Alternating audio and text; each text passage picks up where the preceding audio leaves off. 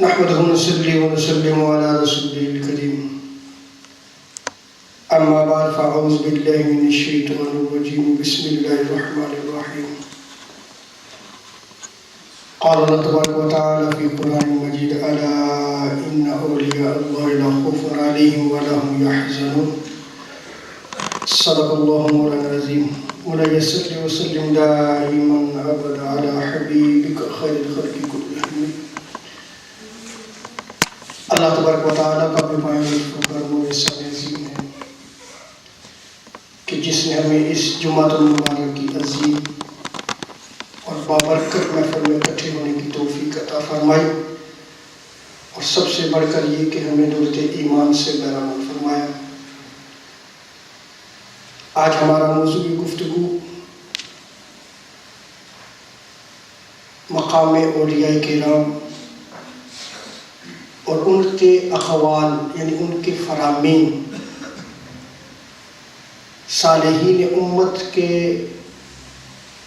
فرامین ہمارے لیے حجت ہے.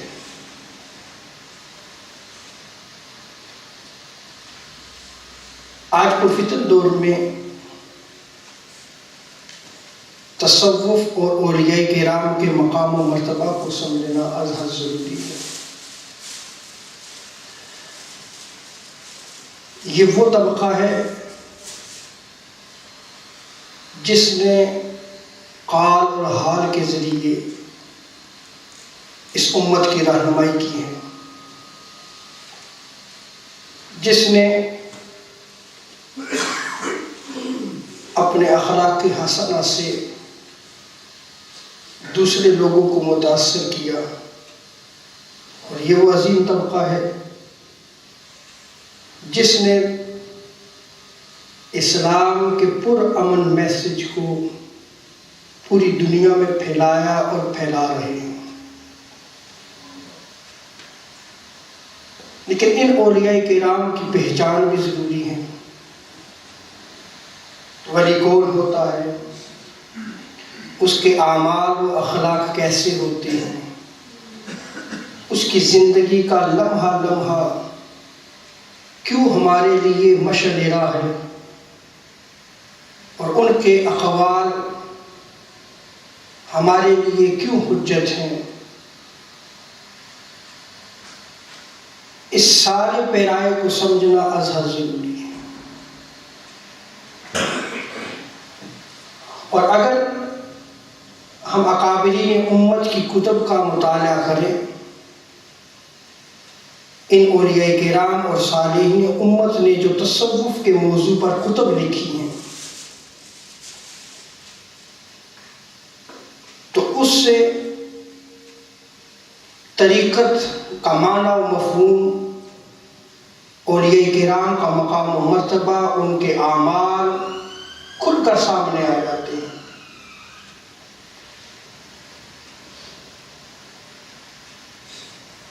جن کے بارے میں صالحین امت نے اپنی کتب میں لکھا ہے کہ تصوف صرف احکام شریعت پر کسی بندہ خدا کے عمل کا مکھن ہے، یعنی وہ جو عمل کرتا ہے اور اس کا عمل شریعت اسلامیہ کے مطابق ہوتا ہے. اور اہل اللہ کے علوم جو ان کے پاس علم ہوتے ہیں، اس کی کوئی شے بھی شریعت اسلامیہ سے باہر نہیں ہوتی. ان کا عمل بھی شریعت کے مطابق اور ان کا قول بھی شریعت کے مطابق ہوگا، ان کا علم بھی شریعت کے مطابق ہوگا. جیسے آپ رسالہ قشیریہ کو پڑھیں، کشف المحجوب حضرت داتا کریم اشرف علی اجویری کی پڑھیں، عوارف المعارف حضرت شہاب الدین سہروردی کو پڑھیں، سرکار غوث اعظم رضی اللہ تعالیٰ عنہ کی فتح الربانی کو پڑھیں، امام شارانی کی طبقات صوفیہ کو پڑھیں. اور اولیاء کرام اپنی زندگیوں میں اکابر اولیاء کے احوال کو ہمیشہ اپنے پاس رکھا کرتے تھے، ان کو خود پڑھا بھی کرتے تھے اور لوگوں کو سنایا کرتے تھے۔ اس کا مقصد یہ ہوتا تھا کہ ان اکابرین امت کے اقوال و اعمال کو جان کر بندہ جو ہے وہ اپنی جو ہے وہ اصلاح کر سکے، کیونکہ تصوف جو ہے یہ تاجدار کائنات صلی اللہ تعالی علیہ وسلم کے اخلاق سے متصف ہونے کا نام ہے۔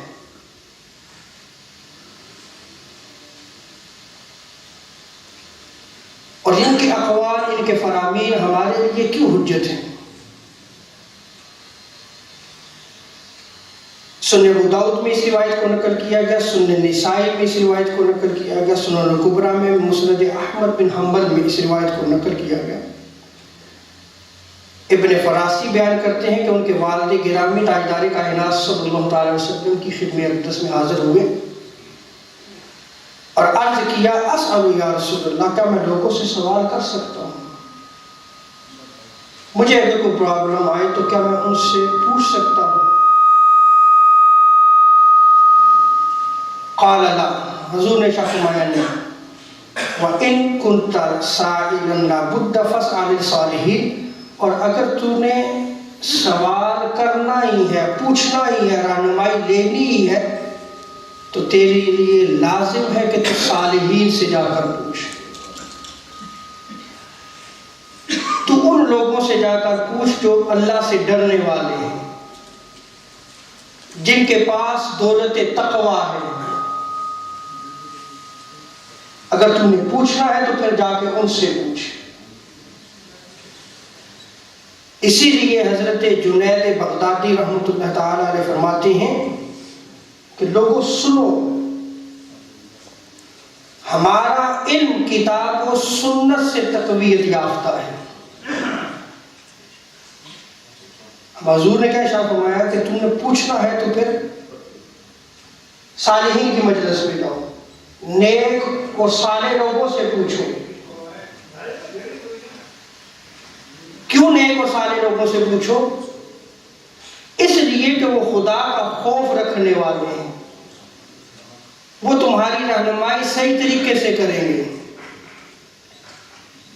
لیکن وہ صالحین امت، وہ جو ولی کامل ہے، اس کی نشانی بھی ہے کہ اس کے پاس جو علم کا مخزن ہے، جو خزانہ علم ہے، وہ کتاب و سنت ہے۔ وہ اسی خزانے سے لے کر آگے مخلوق میں پھر تقسیم کرتا ہے، اسی خزانے سے لے کر امت کی رہنمائی کرتا ہے، اسی خزانے سے لے کر خود بھی عمل کرتا ہے اور دوسروں کو علم دے کر پھر عمل کی طرف جو ہے وہ راغب کرتا ہے۔ اس کی زندگی کا لمحہ لمحہ وہ قرآن و سنت کے مطابق ہوتا ہے،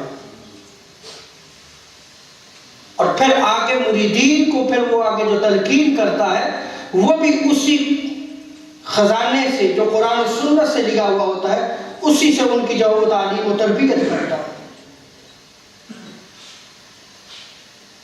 امام عبد الوہاب شارانی رحمۃ اللہ تعالی علیہ فرماتے ہیں کہ اللہ کی راہ میں قدم رکھنا، صرف اللہ کی راہ میں، یہ اولیاء کرام اللہ کی راہ پر ہوتے ہیں، ہمارے اس راہ پہ قدم رکھنا انہی کے لیے شایان شان ہے جو علم شریعت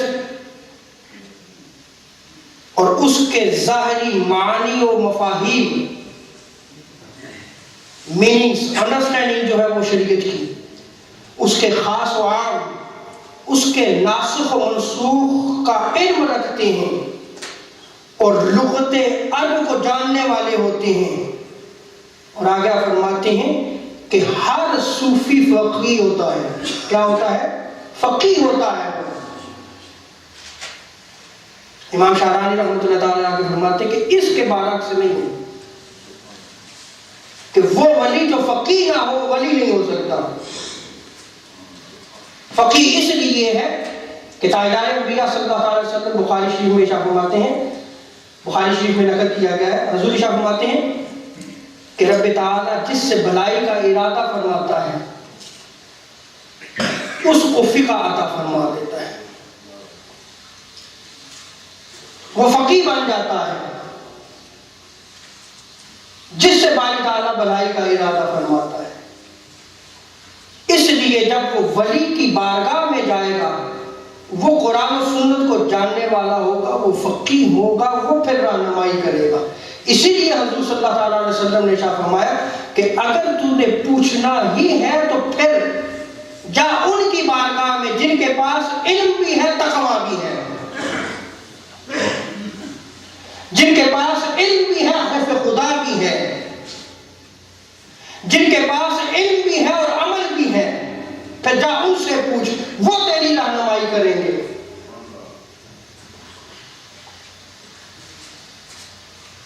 اور امام قشیری رحمۃ اللہ تعالی علیہ فرماتے ہیں کہ اسلام کی پوری عمر میں کسی زمانے میں کوئی شیخ اور ولی ہوا تو اس وقت کے جو علماء حق ہوتے تھے وہ اس شیخ کے حضور حاضر ہو کر اپنی عقیدت کا اظہار کیا کرتے تھے، اس ولی کے قدموں میں بیٹھا کرتے تھے۔ وہ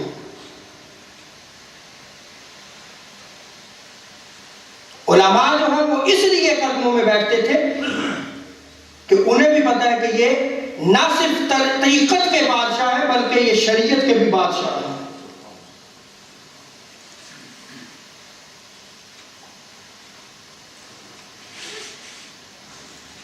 اولیاء کرام کی مجلس کو اختیار کرنا، ان کے پاس جانا، ان کی خدمت کرنا، ان کے پاس بیٹھ کر زانو کے تلمس طے کرنا، یہ کیوں ضروری ہے؟ بعض لوگ سوال بھی کرتے ہیں اور بعض لوگ جو ہے وہ اس کا انکار کرتے ہیں۔ اب وہ کیا کہتے ہیں؟ وہ یہ کہتے ہیں کہ جی قرآن و سنت موجود ہے، پڑھو، پڑھاؤ، سیکھ لو، علم موجود ہے، خود ہی عالم بن جاؤ۔ اب حضور صلی اللہ علیہ وسلم کیا ارشاد فرماتے ہیں؟ حضور ارشاد فرماتے ہیں، بخاری شریف میں روایت کو نقل کیا گیا کہ علماء جو ہے وہ انبیاء کے وارث ہیں، یہ علماء حق ہیں، یہ صالحین امت ہیں، یہ علماء ربانیین ہیں، وہ وارث ہیں۔ اور حضور صلی اللہ تعالیٰ علیہ وسلم ارشاد فرماتے ہیں کہ اگر علم حاصل کرنا ہے تو پھر تمہیں سیکھنا پڑے گا، بغیر سیکھے علم نہیں آئے گا، اور اگر سیکھنا ہے تو پھر جاؤ علماء کے قدموں میں بیٹھو، علماء حق کے قدموں میں جا کر بیٹھو، صالحین کی مجلس کو اختیار کرو، پھر جا کے علم آئے گا۔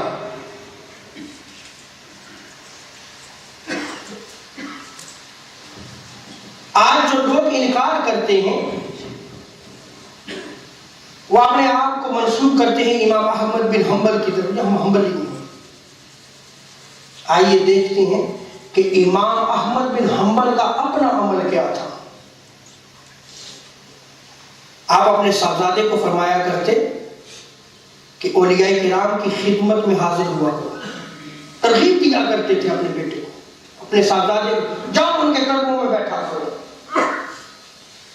اور فرمایا کرتے کہ یہ حضرات اس مقام پر فائز ہیں جہاں تک ہماری رسائی نہیں ہے، جایا کرو ان کے قدموں میں بیٹھا کرو۔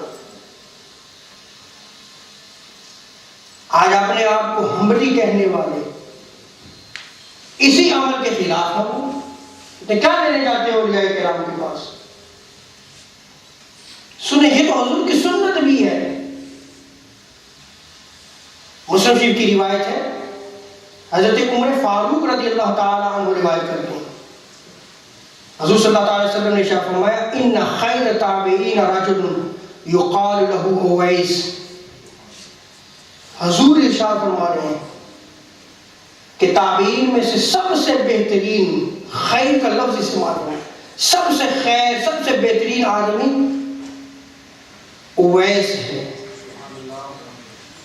حضور نے نام بھی بتا دیا، حضور کے زمانے میں رہتے تھے، ذرا آپ نے توجہ بات ہے، حضور کے زمانے میں تھے۔ لیکن حضور نے ان کو خیر تابعین کا لقب عطا فرمایا، کیونکہ حضور جانتے تھے کہ ظاہری حیات میں یہ میرا دیدار نہیں کر سکے گا، اور اس کی ریزن اسی حدیث میں بیان فرما دی۔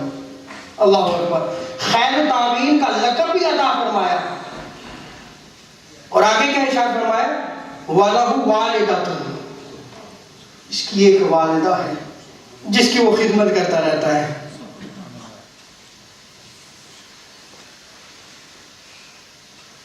آج اگر ہم دعوت و تبلیغ کا فریضہ سر انجام دیتے ہیں اور ہمارے والدین ہم سے ناراض ہوں، ہم ان کی خدمت نہ کریں، ان کی دیکھ بھال نہ کریں، تو وہ دین کی خدمت نہیں ہو رہی، وہ نفس پرستی ہو رہی ہے۔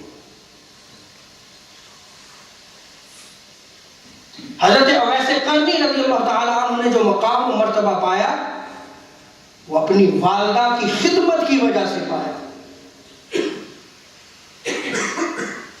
اس لیے کہ والدین کی رضا میں رب کی رضا ہے، اور جنت کا راستہ بھی والدین کی خدمت کی وجہ سے۔ آج ہمارے نوجوان کیا اس طرف توجہ دیتے ہیں؟ ان کے گھروں میں وہ عظیم دولت موجود ہے کہ وہ بے خبر ہے۔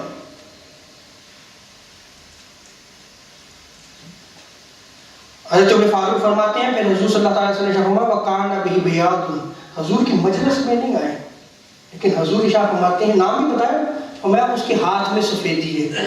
اللہ اکبر، حضور سے محبت رکھنے والے شخص کو حضور ایسے جانتے ہیں کہ اگر اس کے ہاتھ میں سفیدی ہے تو حضور فرماتے ہیں کہ اس کے ہاتھ میں سفیدی ہے۔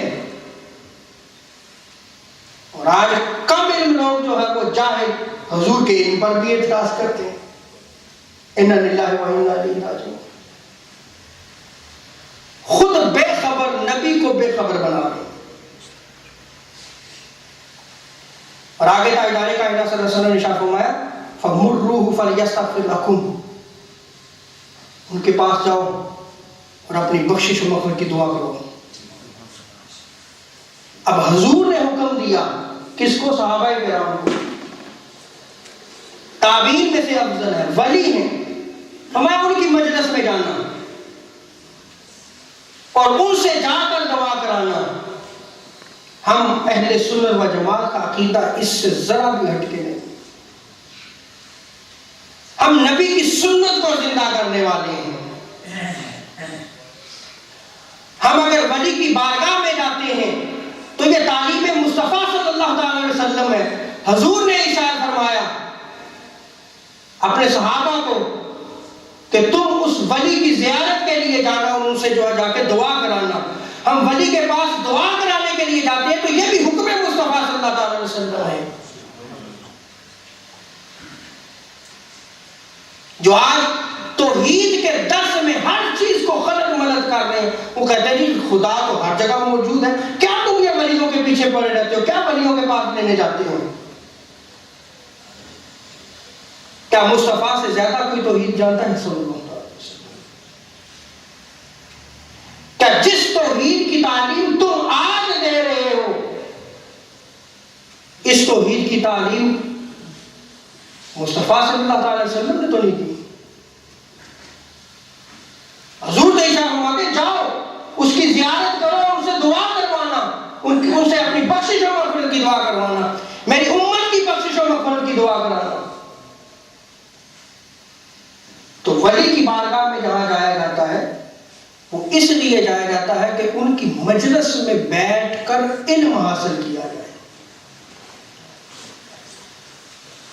ان کا عمل بھی علم ہوتا ہے۔ اگر ولی حق ہے، ولی کامل ہے، تو اس کا عمل بھی جو ہے وہ علم ہوتا ہے، وہ اپنے عمل کے ذریعے بھی جو ہے وہ امت کی رہنمائی کرتا ہے، کیونکہ اس کا عمل قرآن و سنت کے مطابق ہوتا ہے۔ قرآن و سنت سے ہٹ کر اس کا کوئی عمل نہیں ہوتا۔ یہ جو آج ہم بعض میڈیا پہ دیکھتے ہیں نا، وہ دم کرنے والے آگے اور لوگوں کی تقدیریں بدلنے والے آگے، سب ڈرامہ باز۔ یہ کوئی تصوف نہیں ہے، یہ سب پیسے بٹورنے کے عمل ہیں۔ طریقت صرف یہ ہے کہ اس بندے کا تعلق دنیا سے کاٹ کر رب سے جوڑا جائے۔ جو شخص مصطفیٰ صلی اللہ علیہ وسلم سے دور رہا ہو، اس کا تعلق تاجدار کائنات صلی اللہ علیہ وسلم سے جوڑا جائے۔ جو رب سے دور ہو رہا ہو، اس کا تعلق رب سے جو ہے وہ جوڑا جائے۔ یہ طریقت ہے، یہ تصوف ہے۔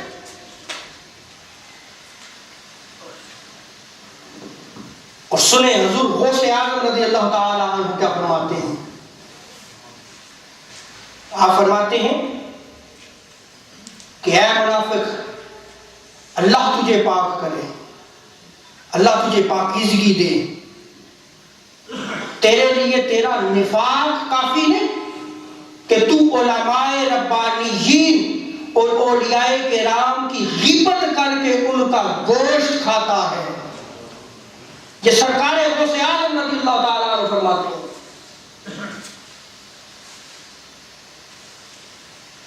ولیوں کی غیبتیں کی جاتی ہیں، علماء کرام کی غیبتیں کی جاتی ہیں، اور حضور سرکار غوث اعظم رضی اللہ تعالیٰ کیا فرماتے ہیں کہ تیرا یہی نفاق کافی ہے۔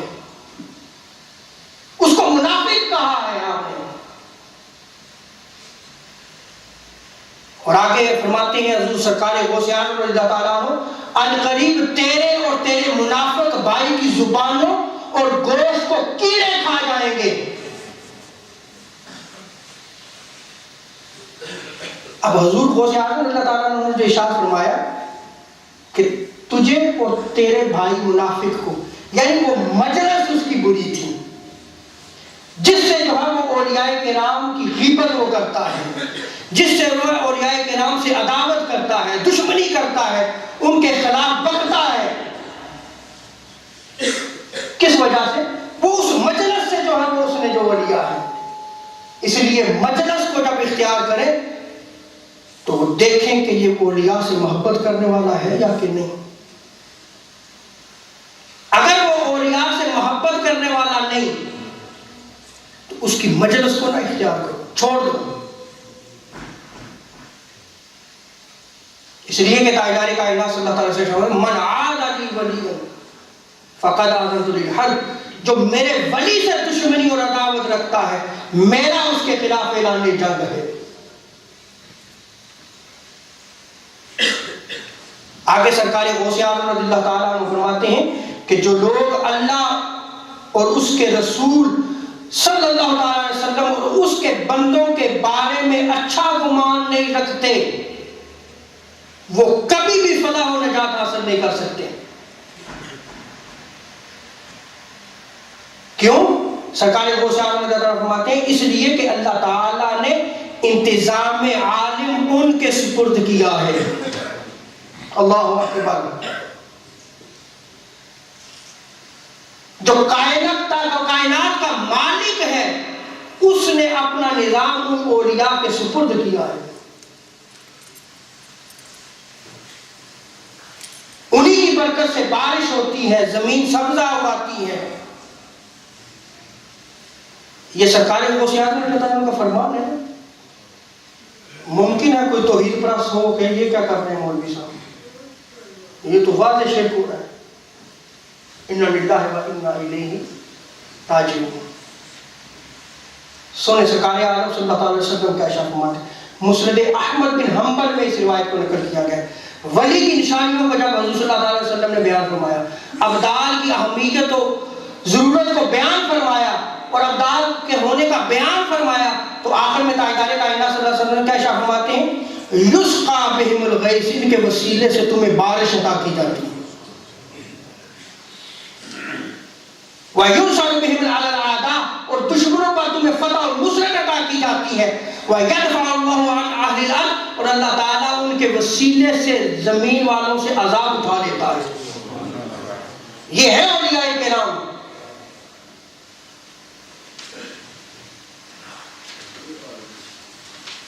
اب جہاں ان کی مجلس میں بیٹھا جاتا ہے، علم حاصل ہوتا ہے، کیونکہ سید عالم صلی اللہ علیہ وسلم نے فرمایا ایک شخص جب بارگاہ میں حاضر ہوتا ہے، میں نے آغاز خطاب میں اس روایت کو نقل کیا ہے کہ میں سوال کرنا چاہتا ہوں، حضور نے کیا فرمایا؟ جا صالحین امت کے پاس جا. حضور نے رہنمائی فرمائی ہے کہ ان کی مجلس میں بیٹھا کرو جو صالحین امت ہیں. حضور سرکار غوث اعظم اللہ تعالیٰ عنہ فرماتے ہیں کہ تم اللہ تعالیٰ اس کے محبوب اور اس کے نیک بندوں کی تعظیم و تقریب اور احترام کے ساتھ محبت کیا کرو. صرف ظاہری محبت نہیں ہے بلکہ محبت سے پہلے سرکار غوث اعظم اللہ تعالیٰ عنہ کا فرماتے ہیں کہ ادب اور تعظیم و تکریم کا پہلو بھی رکھو. شیخ اگر مجلس میں آتا ہے تو اس کے ہاتھ کو بھی تم چومو، اور قدموں میں اگر چومنا چاہو تو قدموں کو بھی چومو. یہ امام بخاری نے یہ روایات میں انشاءاللہ تبارک و تعالیٰ نقل کروں گا. الادب المفرد میں روایات کو نقل کیا کہ صحابہ کرام حضور صلی اللہ تعالی علیہ وسلم کے دست مبارک کو بھی چوما کرتے تھے اور قدم بوسی بھی کیا کرتے تھے.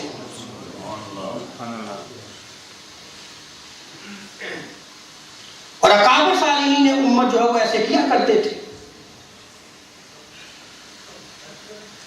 اب ایسا بھی تو نہیں ہونا چاہیے تھا کہ کچھ کمزوریاں ہمارے لوگوں کی بھی ہیں کہ پیر صاحب پاؤں نکال کے باہر بیٹھ گئے ہیں، مرید آئے بس چومتا ہی جائے، بس وہ چومتا جا رہا ہے، چومتا، پاؤں اس نے رکھا ہوا ہے، انا للہ و انا الیہ. اس سے تکبر پیدا ہوتا ہے، یہ تکبر ہے. میں نے جو اولیاء کرام کی مجلس سے سیکھا ہے اور عمل سے جو دیکھا ہے وہ فرماتے ہیں، اور ان کے عمل سے دیکھا ہے وہ فرماتے ہیں کہ ولی کامل کا ہاتھ چومنا سنت سے تو ثابت ہے، لیکن اس شخص کو چاہیے کہ وہ ہاتھ چومنے نہ دے، پیچھے کر دے. ہاتھ چومنے نہ دے بلکہ کیا کرے؟ پیچھے کرے. کیونکہ اس سے جو ہے وہ جب ہاتھ چموائے گا تو ممکن ہے تکبر اس کے دل میں آ جائے، اور تکبر جو ہے یہ تباہی و بربادی ہے. رب تعالیٰ شاہ فرماتا ہے میری چادر ہے یہ تکبر، جو مجھ سے چھینے گا میں اسے ذلیل و رسوا کر دوں گا.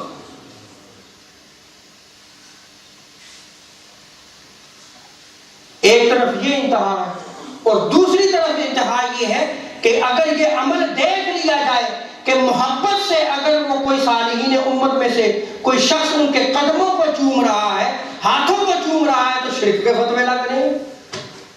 دیکھو جی شرک ہو رہا ہے، یہ دیکھو شرک، یہ دیکھو سجدے کی نا، ان کو سجدہ قرار دیا جا رہا ہے. اگر صحابہ کرام نے تاجدار کائنات صلی اللہ علیہ وسلم کی قدم بوسی کی ہے تو طریقہ آپ بتا دو پھر کیسے قدم بوسی کی.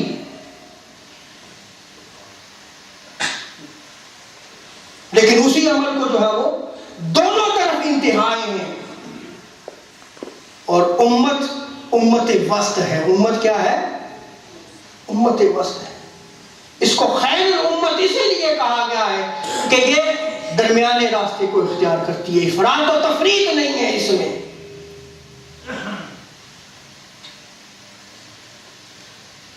آگے اولیاء کرام علم و عمل کے جامع ہوتے ہیں. علم و عمل کے جامع ہوتے ہیں، مجموع آتا ہے، علم بھی ہوتا ہے اور علم کے ساتھ عمل کی دولت بھی ہوتی ہے. اگر علم کے ساتھ عمل نہ ہو تو وہ علم روز قیامت وبال بن جائے گا.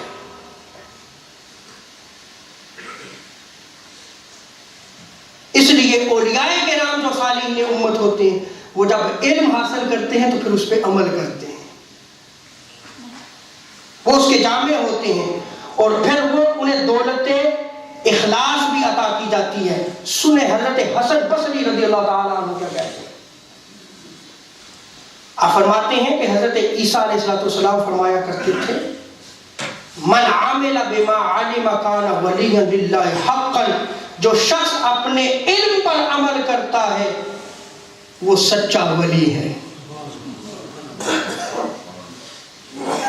حضرت عیسیٰ علیہ السلام نے سچے ولی کی نشانی بیان کی ہے کہ سچا ولی وہ ہے جو علم پر عمل کرنے والا ہے. اور آگے حضرت سفیان رضی اللہ تعالیٰ عنہ فرماتے ہیں کہ میری والدہ نے مجھے فرمایا کہ بیٹا علم تب سیکھو جب اس پر عمل کرنے کی نیت کر لو، پھر علم سیکھو، ورنہ وہ علم قیامت کے دن تمہارے لیے وبال بن جائے گا. اللہ اکبر. یہ ایسے والدین ہوتے ہیں جو اولاد کی تربیت کرتے ہیں. کہ ہم اپنی اولاد کی تربیت کر رہے ہیں. ہمارا حال یہ ہو چکا ہے کہ ہم نے سارا دین مولوی کے قدموں میں ڈال دیا. بچہ اگر دین پہ عمل نہیں کرتا، مولوی کچھ نہیں سکھایا تو مولوی تے بس اساں تے بھیج دے رہے ہیں مسجد دے وچ. انا للہ و انا الیہ راجعون. یہ تباہی اور بربادی ہے. روز قیامت سب سے پہلے اولاد کے حوالے سے مولوی سے نہیں پوچھا جائے گا، تم سے پوچھا جائے گا. جو تمہاری ذمہ داری تھی، جو تمہارا فرض تھا، جس فرض سے تم آج غفلت کر رہے ہو، روز قیامت اس کے بارے میں پوچھا جائے گا، سب سے پہلے پوچھا جائے گا. ہاں اگر علماء فریضہ سر انجام نہیں دیتے تو وہ تو ذمہ دار ہیں. شدید ترین عذاب پر انہی لوگوں کو ہوگا جو جانتے ہوں گے لیکن جو ہے وہ آگے جو ہے وہ علم کو پہنچاتے نہیں تھے یا عمل نہیں کرتے تھے.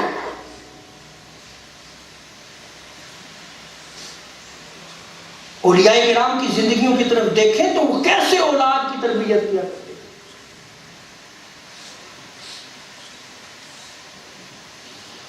اللہ اکبر. آگے حضرت حسن بصری اپنے نفس کو جھڑکا کرتے تھے اور فرمایا کرتے اے حسن تو صالحین با ادب اور عابدین کی طرح کلام کرتا ہے. اپنے آپ کو جو ہے وہ جھڑکتے، اپنے نفس کو. اور فاسقوں اور منافقوں اور ریاکاروں کی طرح عمل کرتا ہے. اللہ اکبر. حضرت حسن بصری رضی اللہ تعالیٰ عنہ ہمارے ہیں. اور آگے فرماتے ہیں کہ اللہ کی قسم مخلص لوگوں کی یہ صفات نہیں ہے. مخلص لوگوں کی صفات یہ ہے کہ جو کہتے ہیں اس پہ عمل بھی کرتے ہیں. وہ شریعت کے بھی جامع ہوتے ہیں، طریقت کے بھی جامع ہوتے ہیں. وہ قرآن و سنت کو بھی جاننے والے ہوتے ہیں اور اس قرآن و سنت کو اپنی عملی زندگی پہ ڈھال کر لوگوں کو حضور صلی اللہ علیہ وسلم کے اسوہ کامل کی عملی تصویر کو پیش کرنے والے ہوتے ہیں. ان کا ہر عمل تاجدار کائنات صلی اللہ علیہ وسلم کے عمل کے مطابق نظر آتا ہے. اسی لیے اولیاء کرام فرماتے ہیں کہ اگر تاجدار کائنات صلی اللہ تعالی علیہ وسلم کی زندگی مبارک کو زندہ دیکھنا ہے تو اولیاء کی زندگیوں کو دیکھو.